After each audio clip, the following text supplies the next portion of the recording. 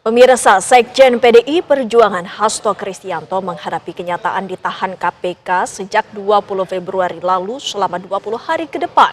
Di saat Hasto mulai menjalani proses hukum, mantan komisioner KPU Wahyu Setiawan justru telah mendapat pembebasan bersyarat. Wahyu bebas bersyarat usai menjalani masa tahanan 3 tahun 9 bulan dari vonis 7 tahun penjara. Sementara mantan Menteri Hukum dan HAM Yasona Lauli juga telah diperiksa sebagai saksi.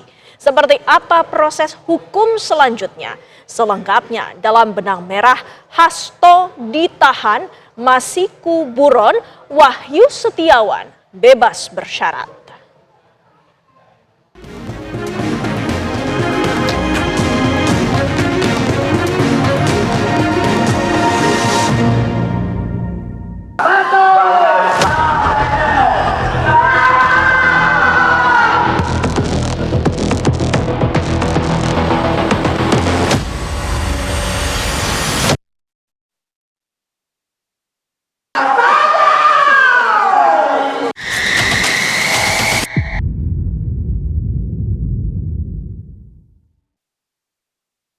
Penahanan Sekretaris Jenderal PDI Perjuangan Hasto Kristianto oleh Komisi Pemberantasan Korupsi pada 20 Februari 2025 menjadi pukulan telak bagi Partai Banteng Moncong Putih.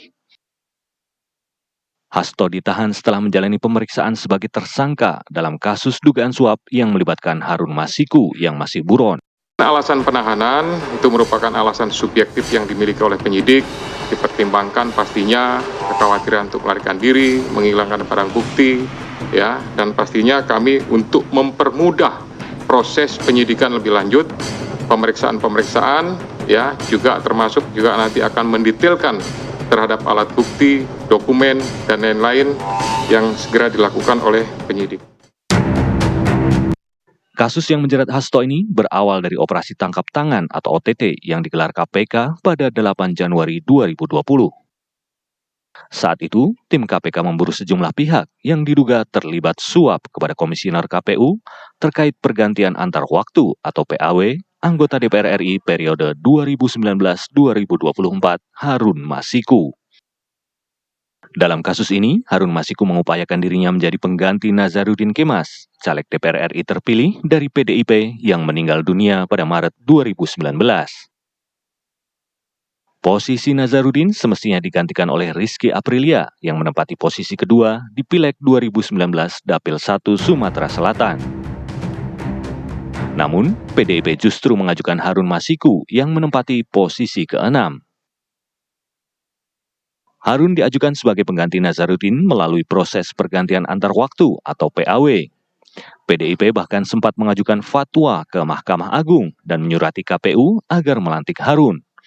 Namun, KPU bersikukuh dengan keputusan untuk melantik Rizky Aprilia karena Harun dianggap tidak memenuhi syarat untuk menggantikan Nazarudin Kemas. Dalam OTT pada tahun 2020, KPK berhasil menangkap Komisioner KPU Wahyu Setiawan, mantan anggota Bawaslu Agustiani Tio Fridelina, serta kader PDIP Saiful Bahri dan Doni Tri Istiqomah di tempat terpisah. Saat itu, KPK sebenarnya hendak menangkap Hasto dan Harun Masiku, namun keduanya lolos. Hasto bahkan disebut turut terlibat dalam menggagalkan OTT KPK tersebut. Meski sempat menjadi target KPK, nama Hasto tidak muncul dalam putusan persidangan Tio, Saiful Bahri, maupun Wahyu yang sudah inkrah atau berkekuatan hukum tetap. Setelah hari-hari itu, Hasto tetap menjalankan kegiatan politik dengan posisinya sebagai sekjen Partai Pemenang Pemilu. Sementara itu, Harun yang lolos dari target KPK masuk dalam daftar pencarian orang atau DPO. Ia terus menjadi buron dan tidak kunjung ditangkap hingga hari ini atau sekitar 5 tahun dari peristiwa OTT KPK itu. Alih-alih memaksimalkan sumber daya untuk memburu Harun, Ketua KPK saat itu, Firly Bahuri, justru mengganti semua penyidik yang menangani kasus itu. Firly bahkan memulangkan Kepala Satuan Tugas Penyidikan yang memburu Harun, Rosa Purwobekti, ke Mabes Polri. Isu pencarian Harun Masiku pun meredup. Meski demikian, sejumlah pihak memandang isu itu kerap muncul menjelang tahun-tahun politik. Setelah Rosa dikembalikan ke KPK, pencarian Harun Masiku kembali berlanjut. Tim penyidik bahkan sempat mengendus keberadaan Harun di luar negeri. KPK kembali gencar menangani kasus Harun Masiku. Penyidik memanggil sejumlah saksi yang dinilai terkait dengan Harun Masiku. Tidak hanya itu, Wahyu Setiawan hingga Tio yang sudah berstatus terpidana juga turut dipanggil penyidik KPK. Beberapa waktu kemudian, pada 10 Juni 2024, KPK memanggil Hasto untuk diperiksa sebagai saksi. Ia pun memenuhi panggilan itu. Saat itu, staf Hasto bernama Kusnadi digeledah KPK. Buku catatan dan ponsel milik Kusnadi dan Hasto pun disita. Kasus ini pun kembali bergulir. KPK bahkan turut memanggil mantan Menteri Hukum dan HAM, Yasona Lauli. Yasona Lauli adalah politisi PDI Perjuangan yang menjabat sebagai Menteri Hukum dan HAM selama 2 periode, antara tahun 2014 hingga tahun 2019 dan tahun 2019 hingga tahun 2024. Yasona diperiksa oleh KPK pada penghujung tahun 2024. 18 Desember 2024, Yasona diperiksa sebagai saksi. Ketika itu, Yasona mengatakan materi pemeriksaan seputar aktivitas dirinya menjabat sebagai Ketua DPP PDIP dan semasa menjabat sebagai Menteri Hukum dan HAM. Dalam pemeriksaan itu, Yasona juga menjelaskan sikapnya pada saat menjadi Menteri Hukum dan HAM yang tidak mendeteksi Harun Masiku yang telah melintas masuk ke Indonesia dari Singapura. Surat saya kirim ke KPU ke Mahkamah Agung untuk permintaan fatwa tentang keputusan Mahkamah Agung nomor 57. Kami minta fatwa, saya tanda tangani fatwa, permintaan fatwa, karena di situ ada perbedaan tafsir antara KPU dan DPP tentang suara caleg yang meninggal. Saya kirim surat ke DPP, ke Mahkamah Agung, itu yang pertama. Yang sebelumnya kan itu riwayat diri apa segala macam, SK DPP, SK.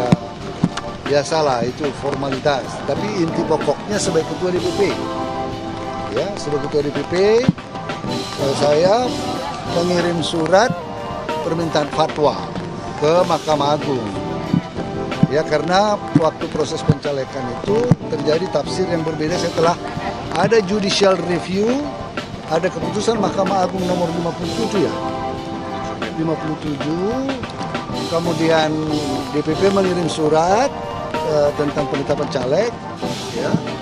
Kemudian KPU tidak menanggapi berbeda. Sangat profesional, ya, menanyakan sesuai dengan posisi saya sebagai ketua DPP, ya. Kemudian posisi saya sebagai Menteri Hukum dan HAM mengenai perlintasan Harun Masiku. Itu saja. Beberapa hari setelah pemeriksaan itu, KPK mengeluarkan surat keputusan pada tanggal 24 Desember 2024 tentang larangan bepergian ke luar negeri terhadap Hasto Kristianto dan Yasona Lauli.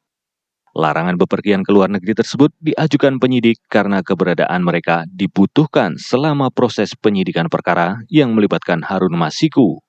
Pencekalan ini berlaku selama 6 bulan. Sebelumnya, KPK telah menetapkan Hasto Kristianto dan Doni Tri Istiqomah sebagai tersangka pada 23 Desember 2024. Mereka ditetapkan sebagai tersangka suap terhadap Komisioner Komisi Pemilihan Umum periode 2017-2022, Wahyu Setiawan.